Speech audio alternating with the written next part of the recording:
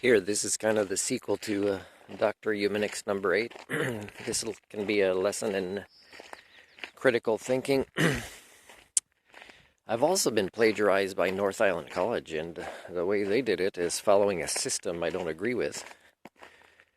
Because they wanted to test my English to delay me and distract me because they were still processing stuff to get me into this program at the last minute to work with kids, because all my supervisors said, I'm so great. I'm their union representative now, but I should go get this diploma they have, even though I'm better than them. And the teacher kind of was so happy I'm in the class. She's telling me, oh, I'm so glad you're there. You're stimulating conversation. It's become so dumb here, and I get complaints that I give the same homework I always did. And it's too much work for everybody now.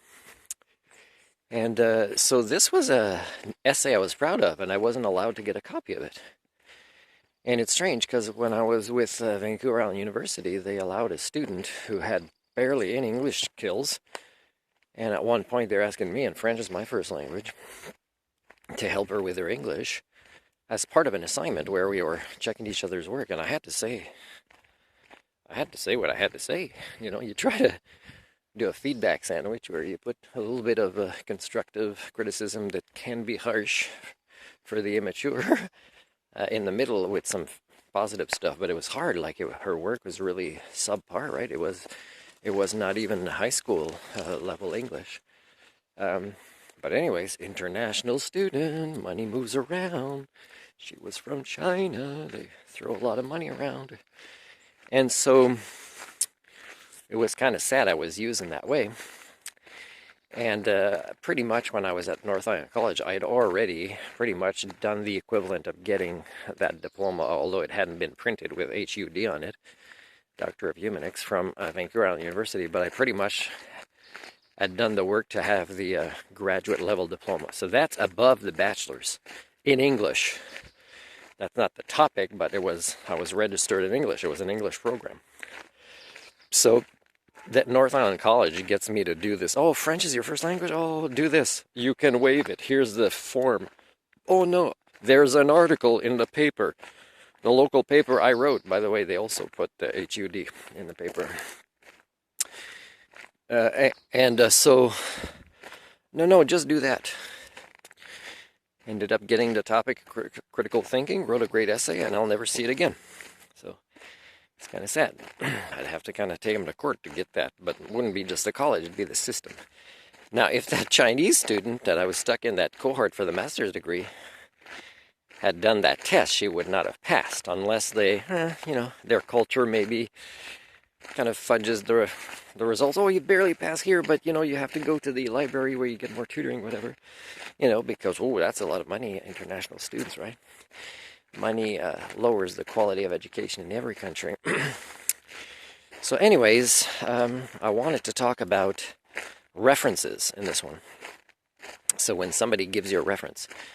So the article in the Comox area newspaper, I'd written a few, and the publisher, not the editor, the publisher, he was kind of scared to write stuff himself, even like a little editorial. He let the editor do that, and he wrote me a nice letter of reference, and he wrote it himself. He's one of the rare people that didn't say, oh, Martin, I'd love to write you a letter of reference. What do you want me to say? Many people just say, oh, can you write it, and I'll sign it. Oh, my God. The concept of getting a reference is so insulting, and these are people that are in elite status or high-paying jobs, and employers want to see their letters that I wrote, and often don't call them. I get employers who hired me, say, how'd it go with my references? I ask them like a few weeks later when they love my work.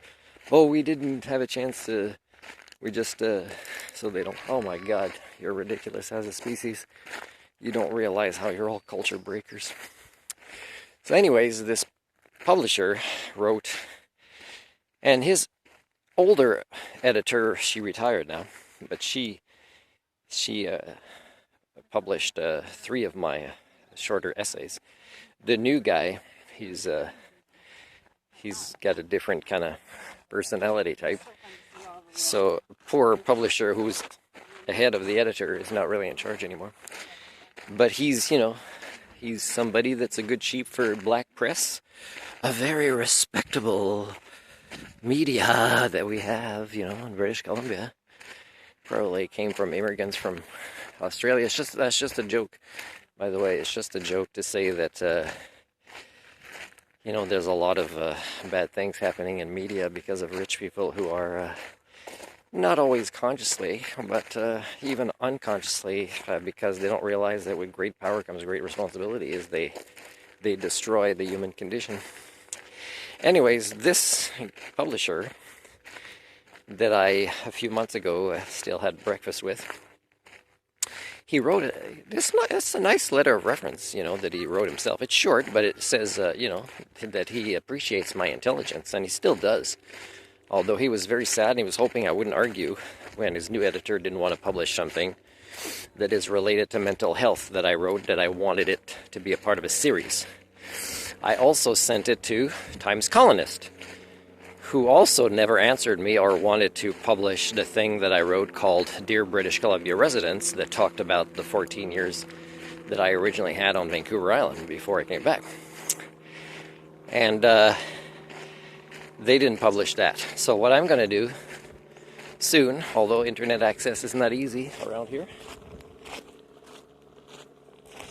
is I'm going to send, I'm on about maybe a dozen mental health related Facebook support groups, either professionals or people that support each other, or groups that supposedly want to break the stigma, although they kind of prove that more like that they're promoting it. So I'm going to send that as a PDF, or just a few screenshot pictures, and say, would you like me to continue every 2 weeks, which is the same thing I wanted to do with this newspaper or the Times Colonist in BC.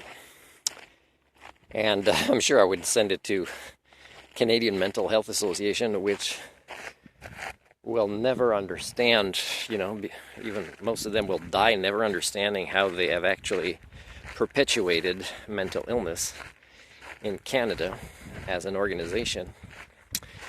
And I'll send it to them to see if they would put it in a newsletter. I'm pretty sure they're not going to respond, or they'll say no. Maybe I don't have the right credentials or something.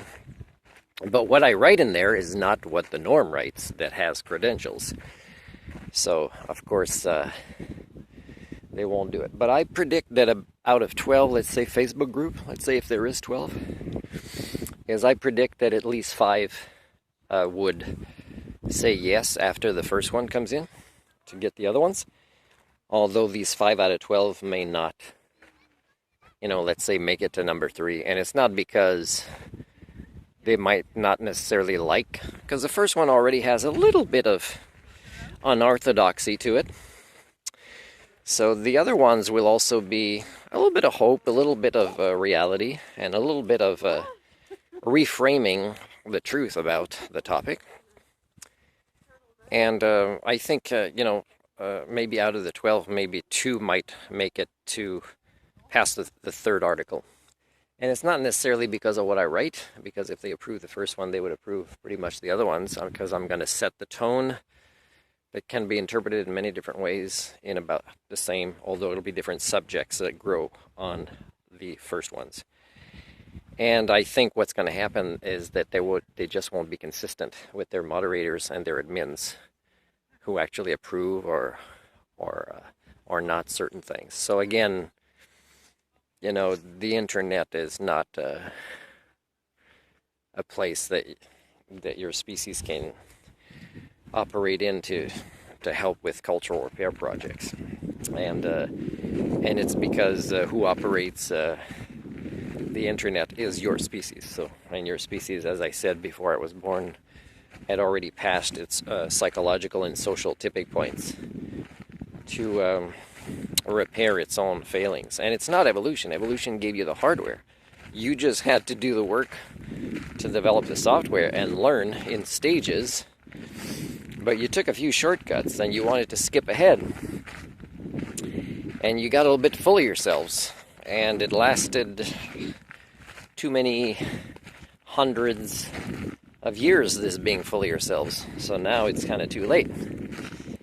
And you can stay in your denial if you want, because I think it makes you feel better, the hope of having kids, even though many of them will suffer. And they'll suffer because you won't let them move away from home because you need them as your best friends instead of your kids. And you need them to take care of you in your old age because the systems are failing you and they won't do it. So it's kind of human trafficking, right? You're having kids for human trafficking instead of minimizing the kids to minimize the damage to the planet and the suffering to the kids that'll keep being born. So this is you as a species. This was Lessons in Critical Thinking. Yes, these rabbits are like your kids. They were probably pets that were left here and abandoned. There's still this girl. I put a YouTube video a long time ago. It's very short. It says, I commit with help, without moving large sums of money around, because that's human trafficking, to adopt a young lady that I met, a child, in Uganda. Recently, I've had an adult that supposedly is taking care of her, that is with the school, soliciting money for me to pay her school, because I did pay one of her sessions at a different school that I didn't really want her to keep going to. I wanted her to go to the school that I was going to supposedly work for if I had to return there. And the person knew that the understanding is, if you want me to go back and volunteer there and you cover my expenses, that you also sponsor this child for free to go to your school, because this child has a mom that can't take care of her and a brother that is into drugs. And, she's already been taken advantage of in many ways, including by her own, right? You can't always blame others, because in every culture, really, is your own will, participate in modern ways that aren't noticeable to most of you, but in human trafficking. So I would love to take care of this girl, but I did say, I asked some strategic questions based on what she wrote. I studied the video and the pictures that she sent when I asked, and you can tell that this girl, Nancy, is, I can read the nonverbal. She's not speaking for herself and saying what she wants to say. She is pretty much saying what the script is supposed to be, only on the topic of wanting to stay in school and has nobody to pay for. So it's pretty sad. It's pretty sad, because I would prefer bringing her here and really getting her a really quality education here, where I would play a big part as an educator in and out of different public or private systems that I might collaborate with. And she'd have a great advantage there. But again, because large sums of money aren't going to move around, your species is not going to let me help one of your own, which has been typical of what I've seen in every culture I've worked with, children or even seniors or even people with mental health or addictions. This is you. This is sad.